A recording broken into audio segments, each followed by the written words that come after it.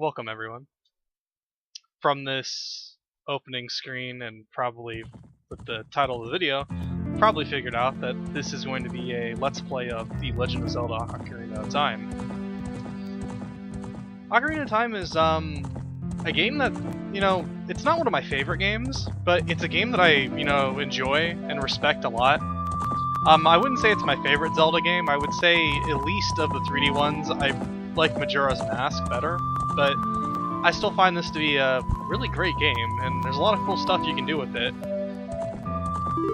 Now, first things first is I'm going to erase the file here. This is just sort of a test thing to dick around just to make sure all my settings are made. So we're actually going to do a file in File 2, because I always like picking the middle one. Name our character. Alright. Let's rock.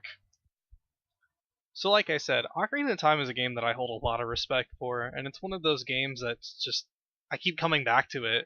It's such a well put together game that it just begs to be replayed. I just get the itch every now and again. Now this is going to be, maybe not your standard Let's Play. There's a few things in the game that I want to show off that isn't typical. Now this isn't going to be like some sort of ridiculous, crazy glitch run or everything. I'm still going to go through the game as you're intended to do it, but I may do a couple things differently or slightly out of order, just for sake of entertainment or convenience. Now, this is interesting that I've seen dozens of times, and it's rather effective for setting up what's going to happen later in the game. Basically showing you what you're going to have to face at some point.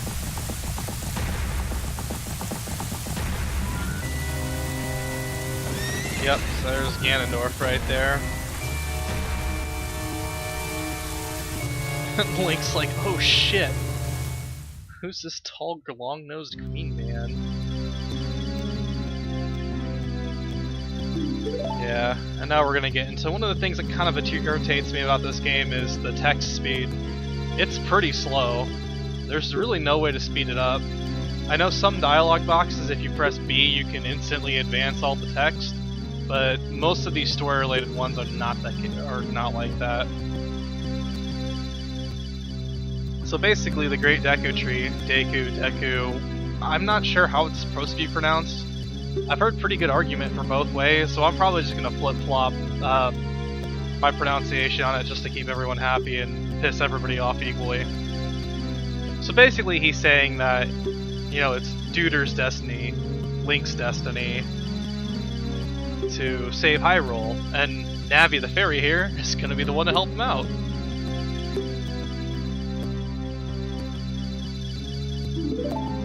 I'm sorry if I'm advancing through the text really quickly, but I'm assuming most people watching this have either seen this before or are quick enough readers to read even though I'm instantly canceling out the text boxes. I mean, it prints rather slow, and I do apologize if that happens later. I am a pretty quick reader, so I can read this stuff pretty quickly. Although, to be fair, that's not too impressive when the text prints so slowly. So this was actually impressive, like, nearly 20 years ago. Dumbass. Not so much now, but I mean, back in '98 when I first played this, this scene was actually pretty cool. Now it's just one of those things you wish you could skip just so you can get into the game. So Link's still having night terrors, or nightmares. Wake the fuck up! The first of many haze. Come on. Get up, you slacker. It's like 3 in the afternoon. What the fuck are you doing sleeping?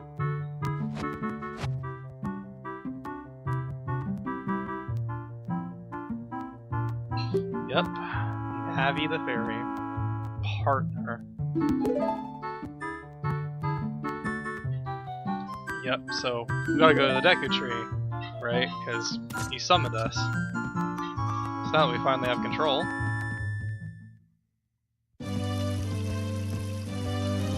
Taking a look around. And annoyance. So this is Saria, another one of those things that, you know, has no pronunciation, so you could really do it either way. I mean, I guess you don't have to talk to her. I always thought you had to. I don't even really remember what she says, you just jump past her. Oh yeah. She's all excited because Link finally has a fairy.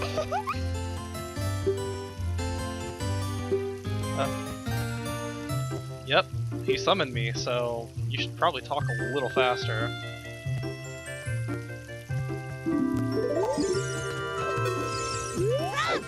Now one thing I'm going to do a lot is side hopping, just because it's really fast to get around. Except when you bump into people.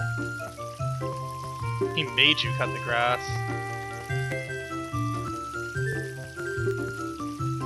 So, why is he doing it? Oh well. Well, let's go to the Deku tree then. If we don't take a swim. But of course, this is Mido here, or Mido. Mido. Again, it's another one of those things where you could raise a pretty good argument either way. I usually just say Mido. Yeah, he's kind of a dick.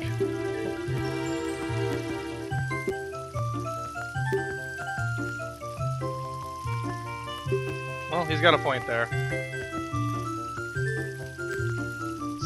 It's kind of creepy that he knows that I'll need a sword and a shield. Like, ordinarily, you don't think you would need that. Oh, well, basically he's saying he won't fuck off until I get a sword and a shield. Thankfully, both of those things are easy to get.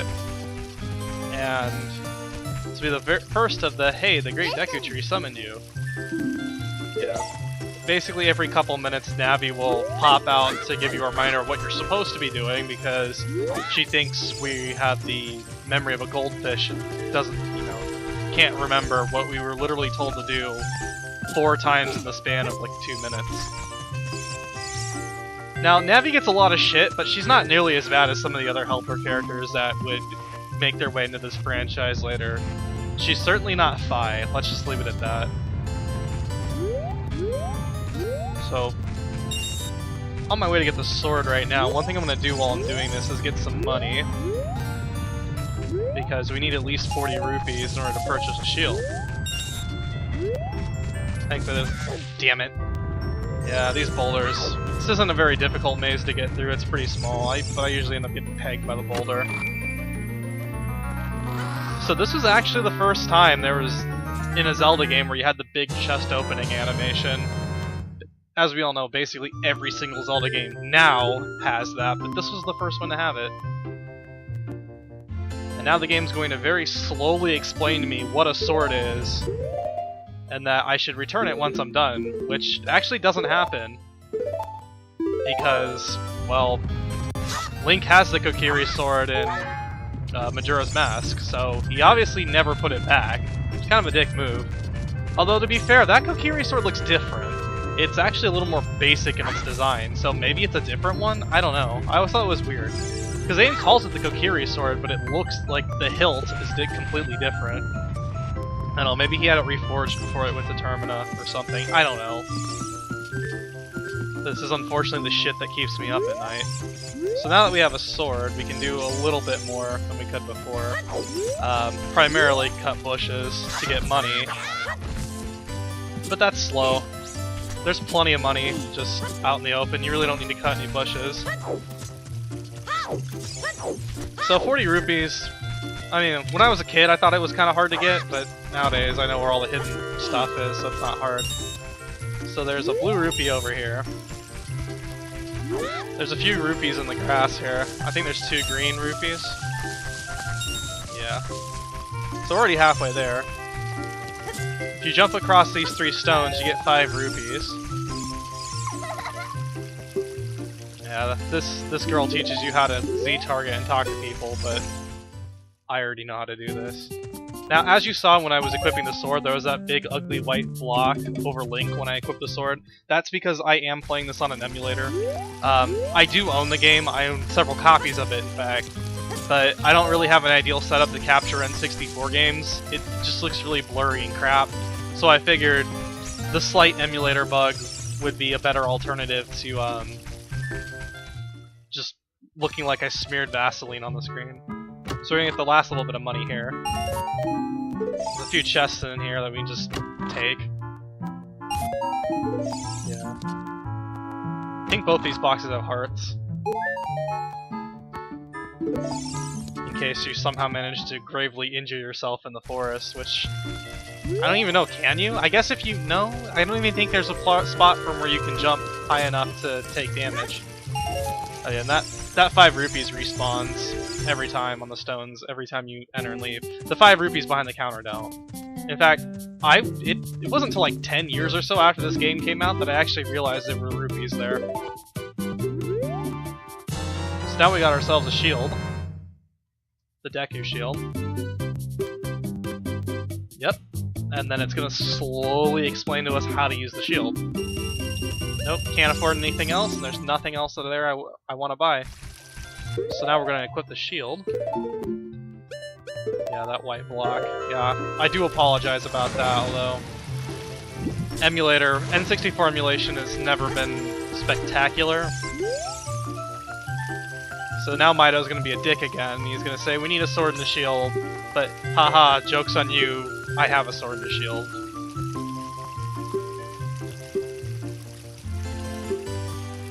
Good grief. What the fuck is he, Charlie Brown?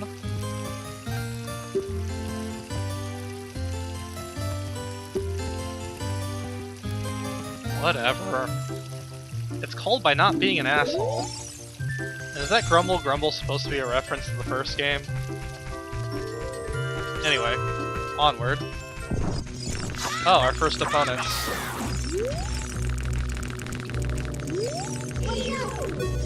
Deku Babas. So we're gonna pick these up here. Deku Stick. Basically, we can beat people with timber. Main use of Deku Sticks in the game is, as a child, to do a pretty interesting trick. And to, they're flammable, so you can light them on fire and use them as a makeshift torch. So now we're gonna have another somewhat longish cutscene.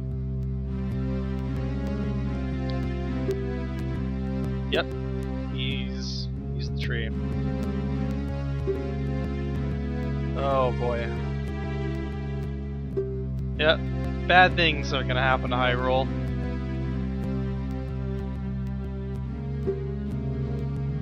Verily thou hast felt it.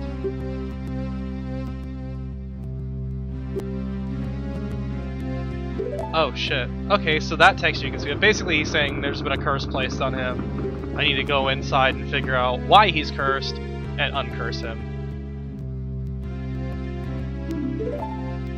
Yeah. Except all those instances where the Deku Tree, or not the Deku Tree, but Navi will talk to us and we can't not listen. Just gonna get a few more Deku Sticks. If anyone's curious, I am playing this with a GameCube controller. I have an adapter that lets you use it on PC. And I have the controls basically configured how they were on the actual GameCube version of this and the Virtual Console version. Because it's a pretty decent control scheme. That and I don't have any N64 controllers that are in good enough shape. Now these Deku Babas are different because they're not straight up.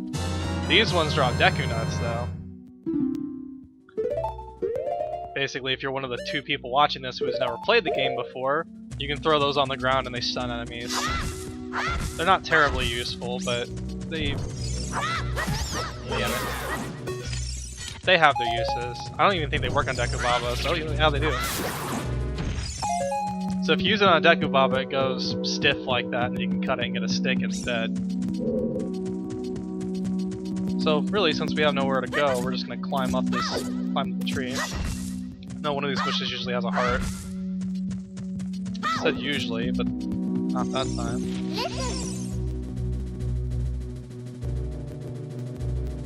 Yep. Basically saying that you can climb certain walls, but we're gonna open this first because shinies.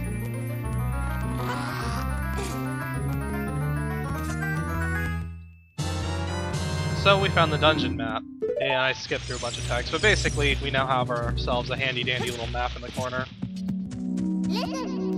And Navi is now teaching us how to open doors. Yep, context sensitive. He's sensitive to context. But yeah, we got a map now, and as we can see, Deku Tree is 3 stories tall and has 2 basement floors. Anyway, let's get on with ourselves.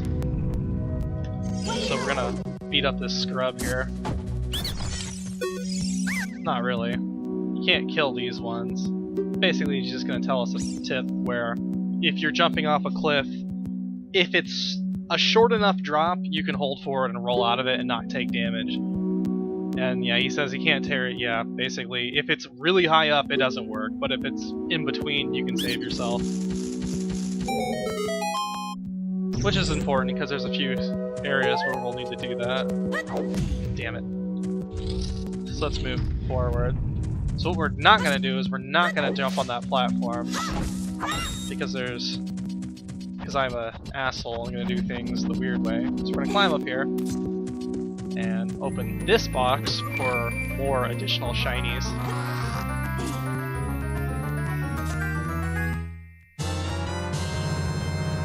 So we now have a child-approved weapon. Child-approved ranged weapon. So we can shoot small little seeds at things. And then it very slowly tells us how to use the slingshot. So I'm going to reshuffle my stuff here. Like I said, since I am playing this on GameCube, the button I usually like to have my most, you know, at least my battle items, I like to have it on X because it's the closest to A. I believe that's a heart in that box, but I don't think I need it. It's either a heart or rupee, something like that. Now what you're supposed to do is when you jump on this platform here, it crumbles or it falls down and goes away. So you gotta shoot this ladder right here, basically teaching you can affect stuff. Now that's lame, so let's just do this. Climb it the other way back. That's what I usually do. I usually don't shoot the ladder, but it's whatever. So now that I have the slingshot, I can shoot these Skulltulas. Or Skulltulas? Yeah, Skullwaltula. Whatever the little ones are called. Did I forget one? Are there 3 of them? I should be okay. If you stop moving when it turns purple, it'll leave you alone.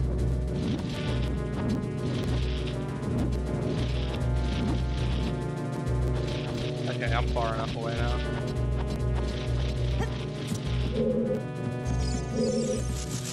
Now we have big Skulltulas. Gotta wait for them to show their back. Their soft underbelly. Stab them.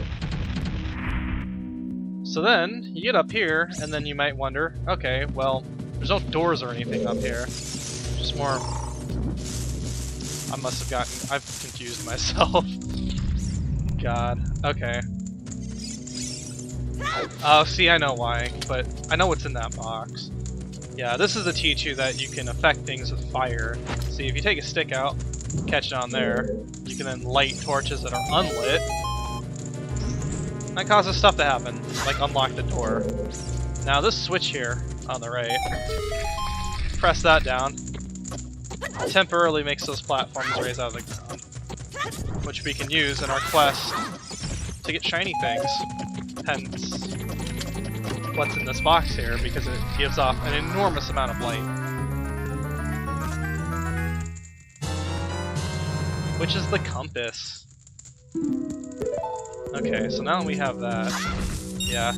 I completely forgot about this room. Oh my god. Deku seeds, yeah. Basically it's ammo for the slingshot. Every time you pick up a small item for the very first time, it'll go into great detail on what it is, but thankfully only the first time. Later Zelda games, like every time you turn the power on, it has to give you the explanation for, I think, rupee denominations over 5, which is really fucking annoying.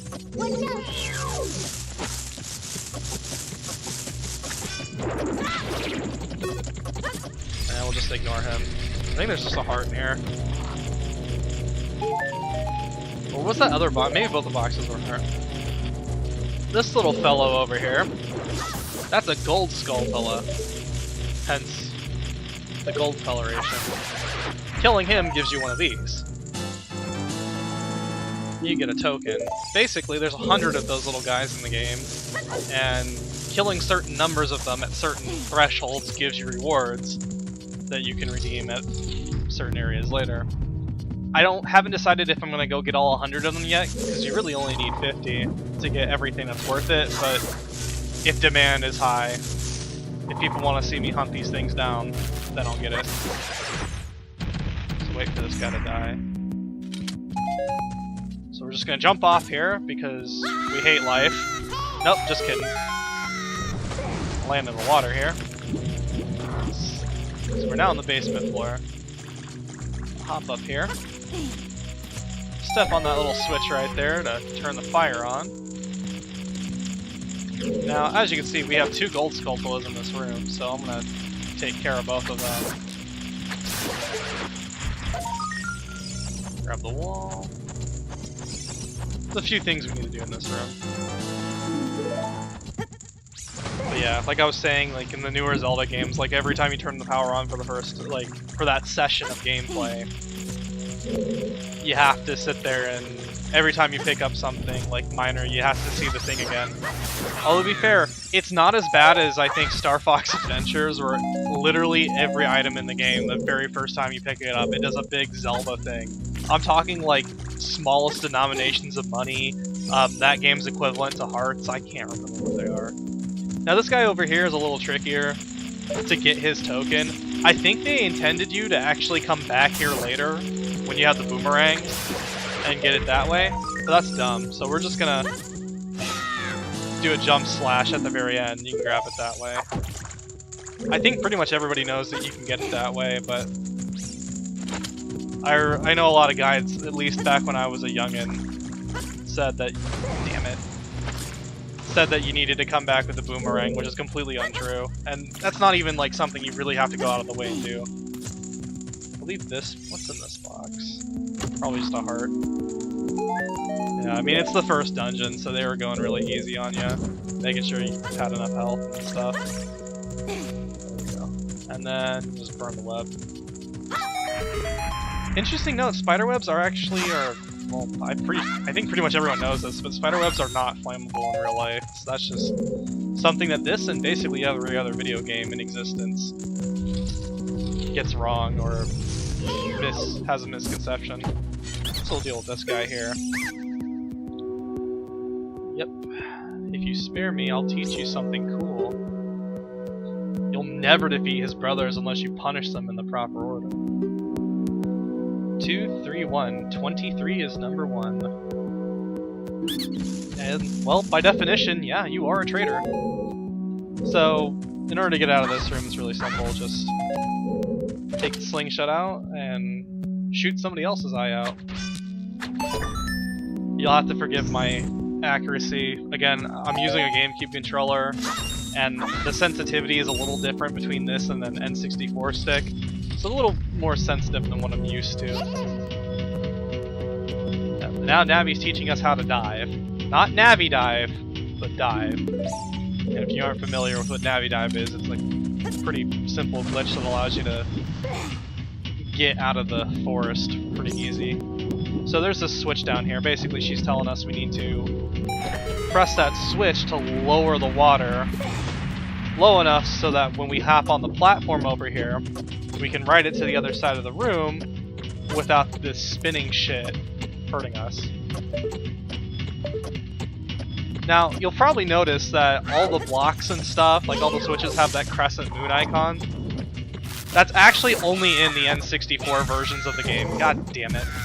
Oh, come on. I'm trying to be cool.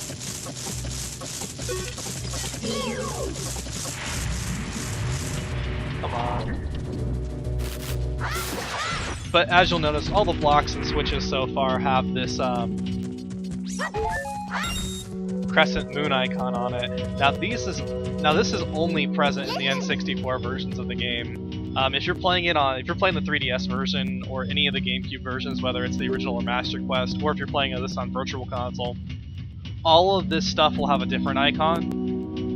The reasoning, I guess, is that Nintendo, this is very similar to an Islamic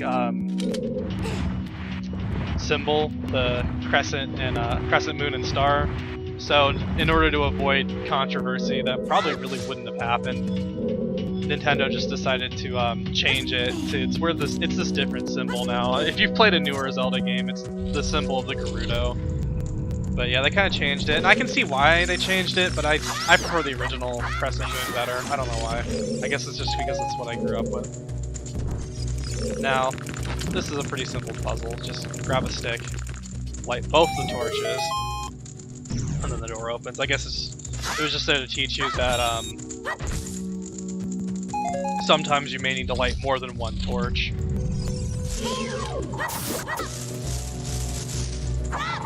Damn it. Okay. So you really kind of don't want to stay in this room too long, because you'll get some uninvited guests drop in on you. Now this is the first of this is kind of the first instance of backtracking. See, this wall makes a different sound when I strike it, compared to, well, what a normal wall would sound like. Basically, this is a wall you can blow up if you have a bomb. Unfortunately, I don't have bombs yet, because those are not something that you get until later in the game. So that's something you have to go back for. I think it's a Skulltula, a gold Skulltula in that room. I cannot remember for the life of me. Again, I am familiar with this game, don't get me wrong. I just haven't played it in a very, very long time. Not all the way through in a very long time. So I don't remember what's in those rooms. So now, for the more observant of you, this is the room that we were in earlier. Now the reason why we had to go all the way around there is because this ledge down here is just too tall for Link to grab and climb up, and there's no real good way to jump up here. If you come back as an adult Link, if you like glitch in here somehow as an adult Link, you can just jump, you just pull up here, but Child Link is just too short. There's no real good way up here that doesn't involve like glitches or some sort of crap like that. So what I'm doing right now is I'm pushing that block down. This block basically just gives us a shortcut back, so now we can climb on the block and then climb up here. If we ever needed to go back here, or go back down and come back here without having to go the long way, which we actually do need to do. But first things first, so we're gonna kill these guys here, so I can max out on sticks. Not that I really need all 10, because I don't think I'm ever gonna let one burn out purposely. Or, you know, unless it's purposely. So we're gonna light the torch here. So we're gonna light the torch here. Okay. Roll, jump up, and then we can just burn this web down here. Kind of bounced off the wall there and went going. So these are the three brothers that we have to punish in the right order. 23 is number 1. So we need to do the center one first. So he's stunned. Come on. Somehow that reflected off the back of my shield, that backflip. Okay. I just need to catch this guy. Or we could just, instead of chasing him down, you could just stand in his little hole and he'll eventually run back there and you'll catch him that way. I'm so mad, I'm gonna tell you how to kill our boss. The coup de grace. How many little kids know what that means? I know I didn't know what the hell that meant when I was playing this, but then again, when this game came out, I was like 5. Oh, Queenie. Yep, so that opens this door right here. They sink underground, and we can go fight the boss.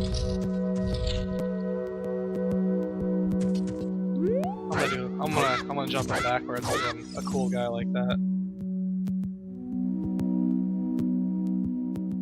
I don't know if you guys can hear that, but there's kind of this sort of audio crackle. I apologize about that. I'm not sure what's causing that. So you can kind of hear something kind of scuttling around up there. So we just need to look up at it in order to get her to come down. So this is the first boss of the game, the parasitic armored arachnid, Goma. Goma is not too hard to fight. You just stun her with a nut, and then you just go to town on her. Now this isn't the best way to go about it. The best way to go about it actually is to do something like this. Do a jump slash with a stick.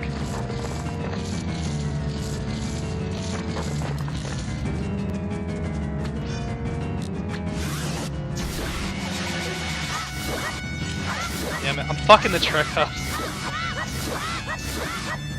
Yeah, best way to kill her is just crouch down and stab her. Now, if I had done that properly, I would have taken advantage of a glitch called the power crouch stab, where basically a crouch stab doesn't have its own proper defined value for attack strain. It just goes off of the last attack that you used.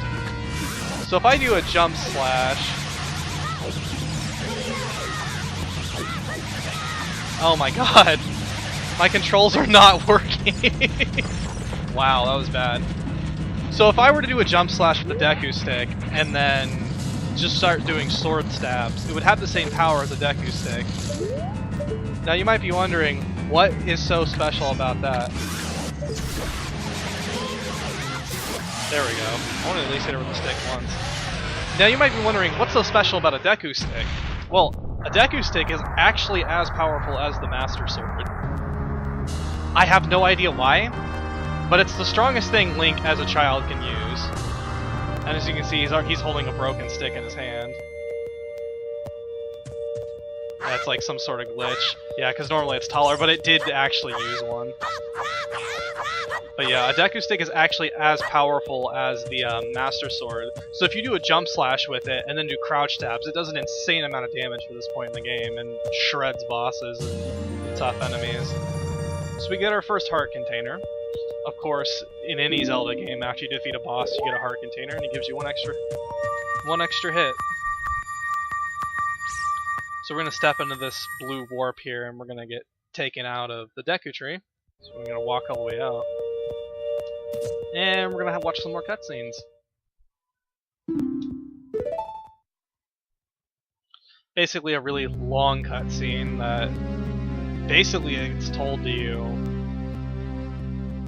very slowly.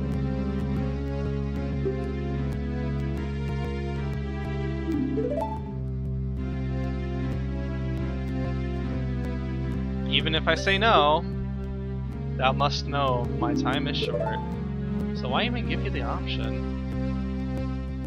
Wicked man of the desert. Basically everybody's favorite Nintendo villain, or at least most people's favorite Nintendo villain. The one, the only, Ganondorf.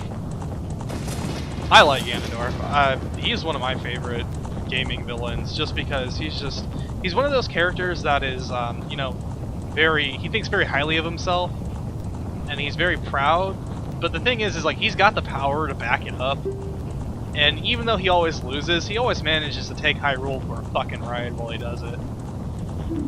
And he keeps coming back, too, so it's, like, you can't really put him down for good. I mean, I guess... Yeah, I'm not even gonna get into timeline bullshit right now, because it's whatever. And now he's gonna tell us the part of the creation myth of Hyrule, which we're gonna hear in greater detail not too far from now, actually.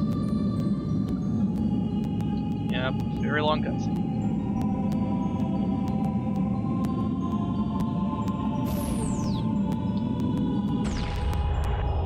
She kind of just dropped some fire there. Kind of just slipped out.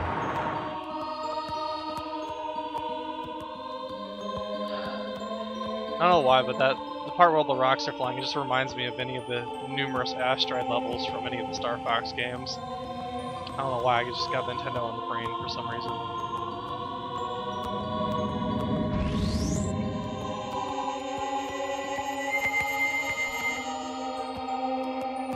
Basically, one to create the world, one to make the world not awful, and one to, you know, fill the world with, you know, actual stuff.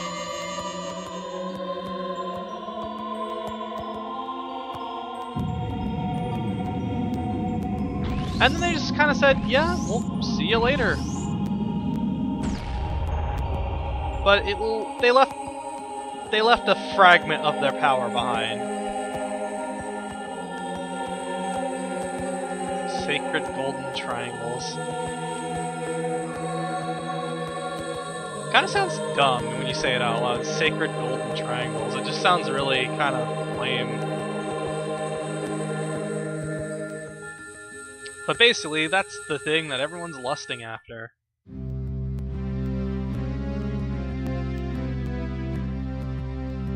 But the Desert Man in white armor, he's okay.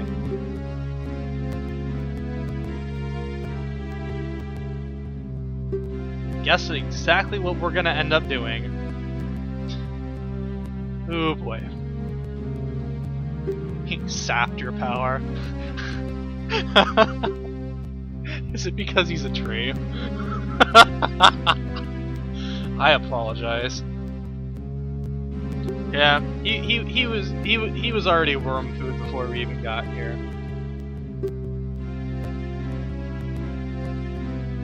It's like, yeah, I'm gonna die soon, and by soon I mean like not even a minute from now. We gotta find the princess.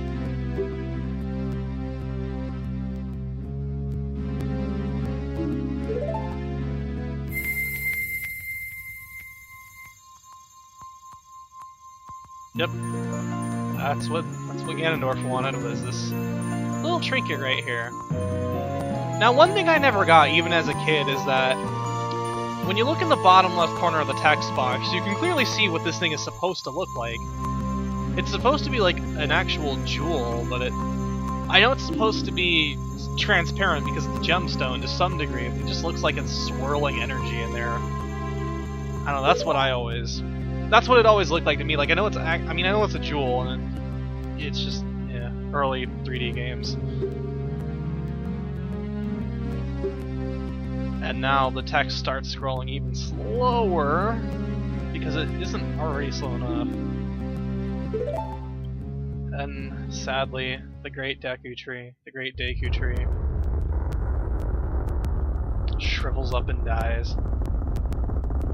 Which actually happens pretty quickly, considering trees kind of take a while to, yeah, they die, but they take, more than 5 seconds to turn black and start, rotting away, but maybe trees in Hyrule are different than trees in reality.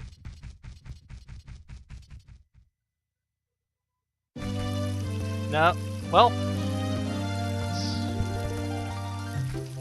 let's talk to Mido real quick. Yeah. Well, because I didn't kill him. But evidently it's all my fault. But instead of organizing some sort of lynch mob or something to kill Link, he sort of just fucks off and goes home, because Mido's a bitch. Well, I think this is a pretty good, decent stopping point for now. I guess in the next part we'll actually leave the forest and then head on over to Hyrule Castle and see what Zelda's up about. Well, if you guys like this, feel free to let me know. If you have any comments or questions, feel free to leave them in the comment section below, and you guys have a great rest of your day.